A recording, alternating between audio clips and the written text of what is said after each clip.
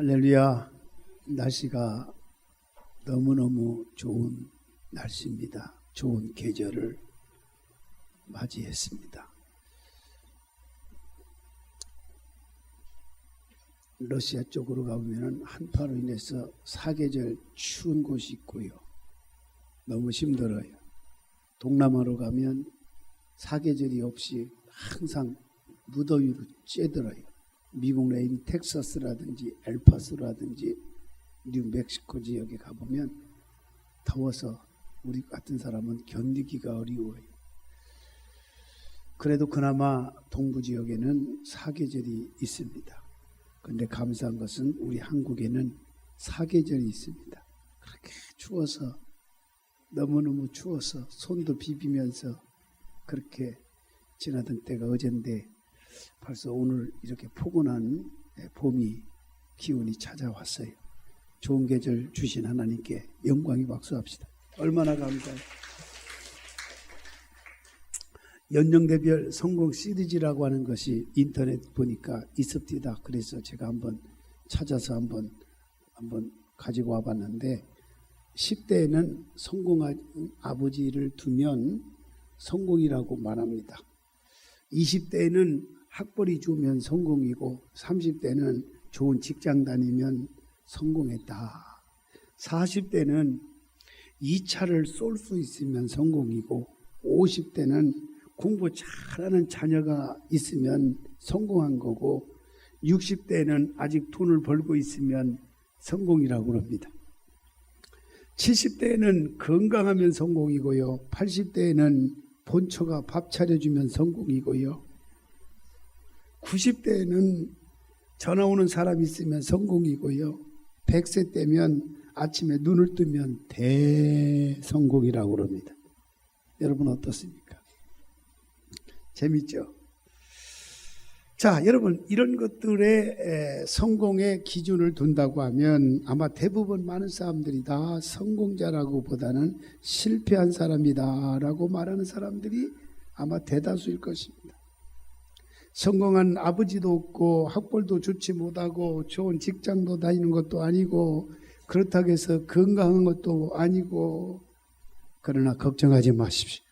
살아계신 하나님을 아버지로 믿고 예수 그리스도를 구주로 믿으면 저와 여러분들은 다 성공한 사람인 줄로 믿으시기를 바랍니다.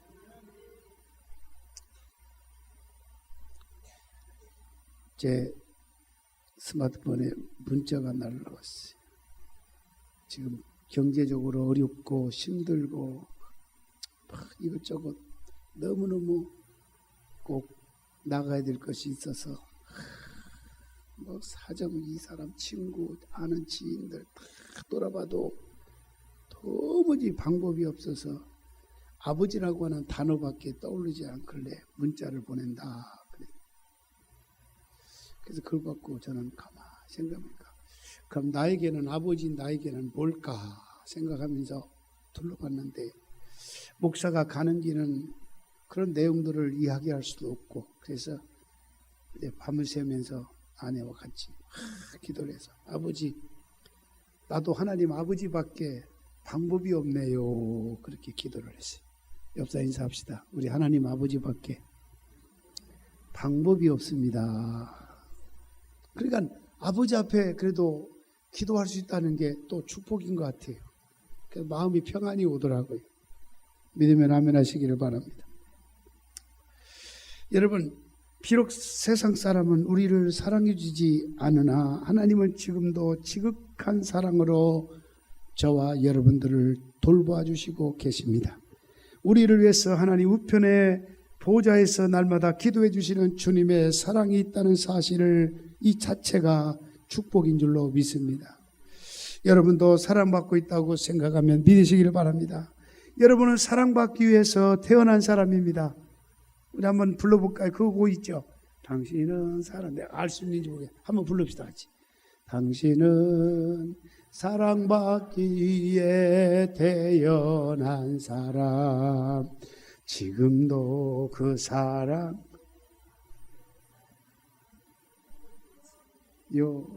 당신은 사랑받기 위해 태어난 사람.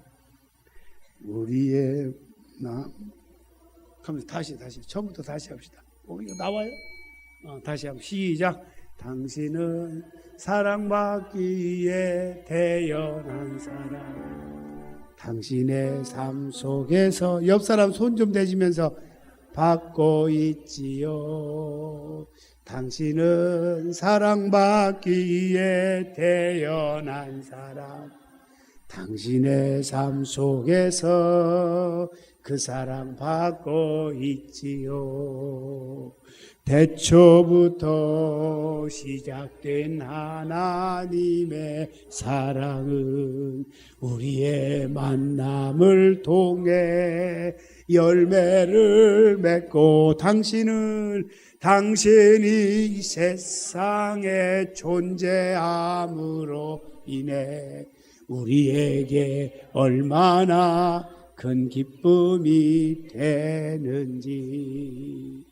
당신은 사랑받기 위해 태어난 사람. 지금도 그 사랑 받고 있지요. 당신은 사랑받기 위해 태어난 사람. 지금도 그 사랑 받고 있지요. 정말이십니까? 아멘. 계획도 안 되고 생각지도 안 했던 당신은 사랑받기 위해 태어난 사람. 나도 모르게 막 부르고 싶어서 그냥 이렇게 갑자기 하게 돼서 제 자신이 실수가 있고 여러분도 그랬는데 죄송함을 드리고, 하지만 은혜가 되는 걸 어찌하면 좋겠습니까? 아멘. 정말 그렇습니다. 그 사랑은 어떤 사랑일까요? 여기 말대로 우리의 부른 대로 태초부터 시작된 하나님의 사랑. 이걸 느끼고 이걸 체험하면 그 사람은 가장 행복한 사람인 줄로 믿으시기를 바랍니다. 바울은 선택의 축복을 받은 하나님의 백성들은 그 하나님의 은총을 깨닫고 보혈의 피를 흘림으로 말미암아 은혜에 부합하는 거룩하고 흠없는 그러한 삶을 살 것을 당부하고 있습니다. 그렇다면 사랑하시는 여러분, 예수 그리스도의 피로 말미암아 우리에게 베푸시는 그 놀라운 그 사랑, 그 놀라운 은혜가 과연 어떤 것일까요? 몇 가지만 생각해 봅니다. 첫 번째로 예수 그리스도의 보혈로 저와 여러분들은 속량을 받았습니다. 속량을 받았습니다.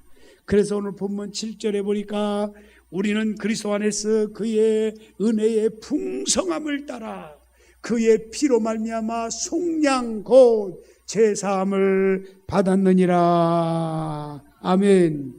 그래서 여기에 나오는 속량이라고 하는 단어는 그냥 넘어갈 일이 아니라 그 말이에요. 이 속량이라고 하는 단어는 정말 깊은 의미가 있단 말이에요. 속량이라고 하는 단어는 텐 아폴 리트로라고 하는 말인데, 이 의미가 뭐냐?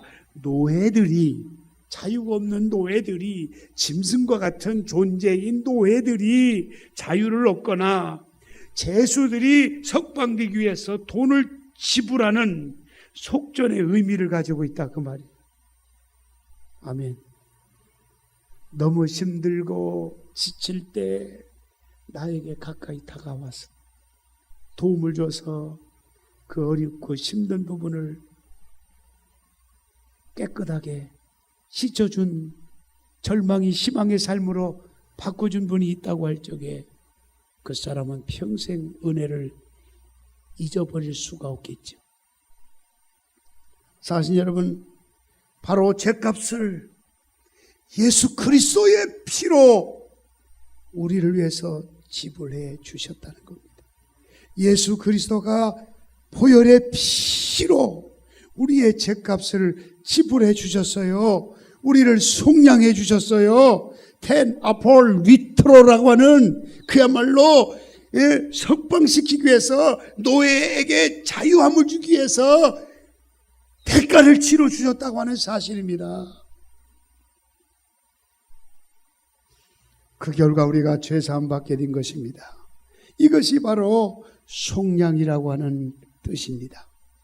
구약시대에는 제사를 드릴 때마다 짐승을 잡아서 피를 흘리게 했습니다. 그리고 그 피를 뿌렸습니다. 왜냐하면 예수 그리스도의 피의 능력을 보여주기 위해서 그럽니다. 그래서 희생이라고 하는 제사는 우리를 속량 위해서 피 흘리신 예수 그리스도를 예고한 것입니다. 다시 말하면 우리를 구속한 것은 금이나 은으로 없어질 것으로 한 것이 아니라 그리스도의 보배로운 피로 말미암았다고 하는 것을 믿으시기를 바랍니다. 얼마나 감사해요. 날 위하여 십자가에 중한 고통 받으사 대신 죽은 주 예수의 사랑하신 은혜여. 보배로운 같이 부릅시다. 보배로운 피를 흘려 영영 죽을 죄에서 구속함을 받은 우리 어찌 찬양 안 할까? 어찌 찬양 안 할까? 아멘. 그래서 구약시대는 제사장이 제물진 짐승의 머리에 안수함으로 제물에게 죄를 전가시켰습니다. 짐승은 백성의 죄를 대신 뒤집어 쓰고 죽임을 당했다 그 말이에요. 희생을 당했다 그 말이에요. 예수 그리스도께서 제물처럼 제물이 되어가지고 우리의 죄를 다 몽땅 짊어지고, 한 사람의 죄를 짊어지는 건 그래도 견딜만 할 텐데 온 백성의 죄를 짊어지고 십자가에서 우리를 대신해서 죽으시었습니다. 하나님께서 예수 그리스도의 피를 보시고 우리의 죄값이 지불됐다, 아멘, 여겨주신 거예요. 예수가 죄값을 지불해 주셨어요. 그것이 피값에 의한 속량입니다. 그것이 바로 구속입니다. 구속받았음을 깨닫고 저와 여러분들이 날마다 감격의 신앙을 가지고 감사하는 여러분 되기를 바랍니다. 두 번째, 예수 그리스도의 보혈로 예정의 기업이 되었습니다. 여기 11절 보세요. 뭐라고 말씀합니까? 모든 일을 그의 뜻의 결정대로 일하시는 이의 계획을 따라 우리가 예정을 입어 그 안에서 기업이 되었으니, 아멘. 기업이 되었으니, 이 기업이 되었단 말은 에클레로덴메인이라고 그럽니다. 에클로덴메인이라고 하는 말인데 원어에 보면 제비를 뽑아가지고 지정한다, 그런 말이에요. 제비를 뽑아서. 그러니까 단순히 하나님께 어떤 기업을 받는다는 의미보다는 훨씬 더 넓은 의미로서 하나님의 소유가 되었다, 그런 말이에요. 아멘. 예수 그리스도가 우리의 죄를 담당하시고 십자가 보에 피 흘려서 피의 대값을 지불해가지고 저와 여러분들을 주님이 사셨어요. 아멘. 따라합시다. 성도는 하나님의 기업이고 교회는 하나님의 기업체다. 교회는 하나님의 기업체예요. 그러므로 교회는 사람의 것이 아니에요. 하나님의 기업체이기 때문에 이건 바로 하나님의 것입니다. 목사의 것이 아니에요. 목사의 것이 아니에요. 무슨 목사의 것으로 뭐 생각하는 사람도 있더라고요. 가끔 보면 아이고 목사님 뭐 그런 얘기하네. 그런 소리 하지 마세요. 제가 본래부터 개척해서 싸운 교회였죠. 처음에는 대출을 받고 성전을 신대방위도에 건축하는 과정에 있다 보니까 뭐 제 이름으로 이렇게 대해서 했지만 이게 마음에 걸리더라고요. 그래서 과감하게 어느 날 회의를 해서 이제는 천성교회는 대한예수교 장로의 천성교회, 그래가지고 아주 등기를 그냥 천성교회 이렇게 바꾸는 거 아시나요? 아멘. 이건 주님의 교회예요. 들읍시다. 천성교회는 목사 것이 아니고 주님의 것이다, 믿으시기를 바랍니다. 유대인들은 자신들만이 하나님의 택하시고 남기신 자였기 때문에 하나님의 기업이다, 그렇게 믿었어요. 그러나 유대인뿐만 아니라 이방인들도 하나님의 기업에 참여하게 된 것입니다. 왜냐? 유대인이나 이방인을 가리지 않냐고, 누구나 예수 그리스도 피로 말미암아 하나님께서 우리를 기업으로 삼아 주셨기 때문인 것입니다. 하나님의 기업이 된 자들은 하나님이 그들의 기업이 되는 것입니다. 하나님의 백성들이 받을 하나님의 기업은 하나님의 자신이 된다는 거예요.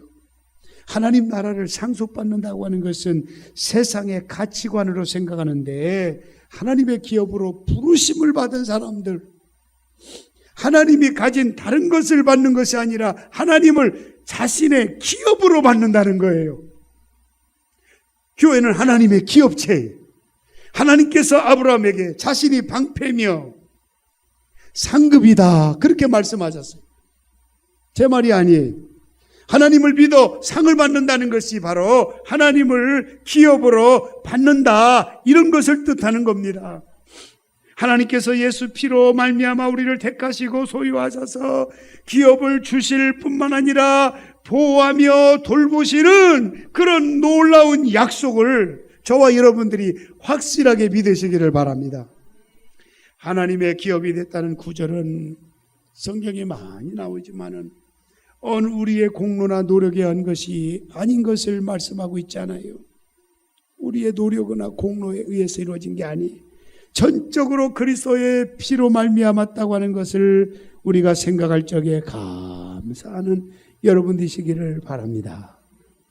세 번째, 예수 그리스도의 보혈로 찬송이 되었습니다. 12절 보세요. 같이 봅시다. 이는 우리가 그리스도 안에서 전부터 바라던 그의 영광의 찬송이 되게 하려 하심이니라. 성도 자체가 하나님의 영광의 찬송이 되게 하려고 하나님이 우리를 창세전에 만세전부터 택하셨다라고 하는 것입니다. 그게 칼빈이 주장하는 거 아니겠습니까? 장로교의 창시자 칼빈주의. 창세전부터 여러분 이곳에 온 것은 내가 오고 싶어서, 내가 스스로 자의적으로 예수 믿고 구원받기 위해서 내가 안 올 수가 없어서 온 게 아니라 창세전에 벌써 하나님이 여러분을 택하셨기 때문에 성령님이 여러분의 마음을 움직이게 해서 여러분들 교회에 나올 수 있도록 성령님의 인도하심이 여기까지 이끌려서 오게 됐다는 그런 말입니다. 얼마나 감사해요. 다시 말하면 예수께서 십자가에서 피 흘리신 피로 말미암아 제산받아 사탄의 종에서 완전히 벗어났을 뿐만 아니라 저와 여러분들이 예수 믿는 순간마다 그 순간에 하나님의 자녀가 된 거예요. 자녀가 됐어요. 하나님의 자녀가 됐어요. 그렇기 때문에 바울은 그 은혜를 베푸신 예수를 찬양하라. 우리를 위해서 피 흘리시며 죽으신 십자가의 죽음을 통해서 하나님의 자녀가 됐기 때문에 우리는 주님을 찬양하라, 찬송하라, 그런 말이에요. 그것이 바로 우리가 왜 찬양을 해야 되는지에 대한 이유를 밝히고 있는 거 아니겠습니까? 사단의 종이었던 우리를 하나님께서 예수의 피를 통해 구원의 자녀 삼아 주신 거 얼마나 감사해요. 그러나 사탄은 계속해서 자신의 종으로 삼고 싶어서 우리 마음 가운데 임해서 의심을 불어넣습니다. 불신을 가중시킵니다. 점점 주님과 멀어지게 만든단 말이에요. 그때 성령님께서 하나님의 말씀을 믿고 자녀되었음을 확신시켜 주시고 성령님이 저와 여러분들을 보증시켜 주시는 것입니다. 그리고 사탄의 유혹으로부터 지켜주신다고 하는 사실. 여러분 예배 이 자리에 나왔다는 자체가 하나님의 놀라운 은혜고 성령님의 인도하심에 감사해야 돼요. 점점 지금 예배가 식어지고 있어요. 모이기를 패하고 있어요. 이게 한국교회 전체가 지금 계속 흘러가고 있어요. 그리고 웬일인지 교회마다 근교회마다 비리가 막 온상에 지금 이단들에 의해서 막 밝혀져 가지고 신문에 공개하고 점점 기독교가 지금 무너져 가고 있어요. 유럽과 같이 지금 돼버리고 있어요. 이것은 한마디로 말하면 하나님이 약해서가 아니라 주님이 오실 날이 임박했던 징조라고 하는 사실을 우리가 기억해야 되는 것입니다. 그래서 베드로전서 4장 7절로 11절에 뭐라고 말씀했습니까? 말씀했지 말에 믿는 자를 보겠느냐고 하시면서 너희는 깨어 근신하여 기도할지니라 라고 말씀하고 있습니다. 그래서 기도해야 내가 영이 살아요. 기도하지 아니하고는 성령에 능하신 힘을 입지 아니하고서는 예배 자체가 오는 그 자체가 지옥 같고 오는 것이 지겹고 그래. 빨리서 오시는 분 내가 한두 번 전화를 통화를 했어요. 지금 예배 가려고 준비하고 있어요. 그때 얼굴 그 목소리가 밝아요. 목소리가 그렇게 편안해요. 왜? 그 멀게 2시간 더 가까이 걸려서 오는데 거리인데도 막 기쁘다는 거예요. 즐겁다는 거예요. 이건 성령님이 주시는 은혜입니다. 그러나 그 외에는 대부분 많은 사람들이 예배 자체를 점점 이상하게 식어져 가고 있단 말이에요. 이게 바로 주님이 오실 날이 가까운 증거라는 사실을 우리가 알고 깨어 근신하여 기도해서 주님이 오늘 밤에도 오셔도 떳떳하게 맞이할 수 있는 영적으로 무장해서 마귀의 그야말로 앞잡이에 마귀가 점령하는 것이 아니라 성령님이 여러분 마음속에 자리 잡고 성령님이 점령하고 성령님이 여러분을 지배하고 리더해가는 그런 역사의 주인공들이 다 되시기를 예수님의 이름으로 축원합니다. 그러므로 구원에 이르게 하는 피 흘리신 예수님께 영광을 돌리며 찬송을 해야 하는 것입니다. 찬양의 대상은 사탄의 굴레에서 벗어나 영원한 생명을 주신 하나님임을 깨달으시 바랍니다. 하나님께 영광 돌리는 가운데 하나님의 은혜의 깊이로 들어가야 될 줄로 믿습니다. 예수님께서 십자가에 피 흘리신 보혈이 나의 죄를 씻어주시고 그것보다 더 귀한 은혜가 없다고 하는 사실을 저와 여러분들이 깨달았다고 하면 세상에서 가장 값진 것을 깨닫는 순간인 줄로 믿습니다. 세상의 지혜나 세상의 높은 학문이 알려주지 않는 엄청난 하늘의 비밀을 우리가 깨달아지는 것입니다. 주님 오실 날이 임박할 때 일어나는 현상들이 성경에 많이 나오잖아요. 이걸 보면 지금은 주님이 오실 날이 임박한 이때예요. 깨어 있어야 됩니다. 근신하여야 됩니다. 정신을 차리고 기도해야 될 때입니다. 여기에 우리가 수용하고 긍정으로 받아들인다면, 여기에 동의한다면 우리는 은혜가 임한 것입니다. 예수 그리스도의 보혈이 죄를 씻어 하늘나라의 백성이 되었다는 사실을 깨닫는 사람은 생명을 잃게 되는 상황에서도 불안하거나 결코 그것 때문에 두려워하지 않게 되는 것입니다. 세상의 생이 끝나면 더 영원하고 아름다운 하늘나라에 들어갈 수 있다라고 하는 사실이 우리는 알아가기 때문에 그래요. 내가 구원받았다고 하는 사실 자체가, 구원의 확신이 있는 그 사실 자체가 이보다 더 귀한 것이 어디 있고 이보다 더 큰 축복이, 이보다 더 놀라운 은혜가 어디 있겠냐 그 말이에요. 십자가는 피 흘림의 사건입니다. 우리의 생명을 살리기 위해서 십자가에서 죽으신 주님의 피를 흘리신 것이 바로 십자가 사건인 것입니다. 그러므로 성도는 나를 향하신 하나님의 사랑이 십자가로 인해서 확증되었다고 하는 사실을 분명히 믿어야 됩니다. 십자가에서 흘리신 그리스도의 피로 말미암아 우리는 죄에서 구속을 받았다고 하는 사실을 믿으시기를 바랍니다. 그리스도의 피로 말미암아 우리는, 저와 여러분은 하나님의 기업이 됐어요. 하나님의 기업이 됐어요. 그리고 그리스도 피로 말미암아 우리로 찬송과 영광이 되게 하신 줄로 믿으시기를 바랍니다.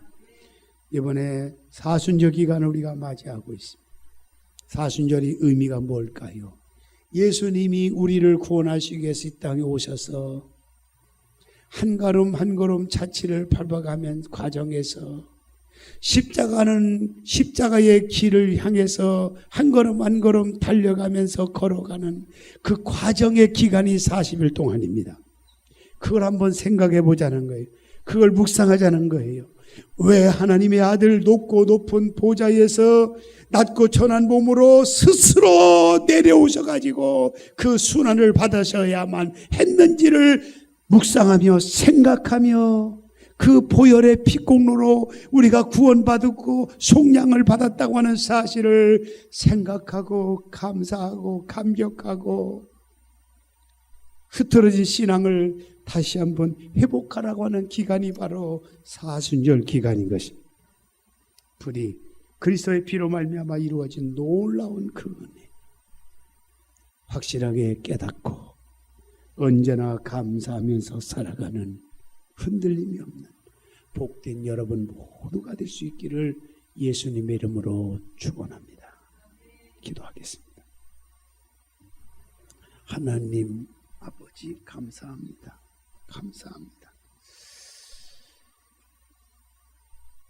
테나폴 리트로신이라고 하는 우리를 속량해 주시기 위해서 노예의 신분에서 자유함을 주고 하나님의 자녀 삼게 해주시려고 예수 그리스도가 죄값을 피로 지불해 주신 예수님의 보혈로 속량을 받았고 예수의 보혈로 예정의 기업이 되었고 찬송이 되게 하신 하나님의 은혜를 감사합니다. 어떤 역경과 고난이 와도 우로차로 치우치지 않냐고 예수 그리스도만 바라보며 달려가는 저희들 되게 하여 주시옵소서. 세상의 유혹에 빠지지 않게 하여 주시옵소서. 세상 방식대로 살지 않게 하여 주옵소서. 세상의 사고를 가지고 우리가 낙심하는 자가 되지 말고 예수만 끝까지 바라보며 살게 하여 주시옵소서. 예수님의 이름으로 기도하옵나이다. 아멘.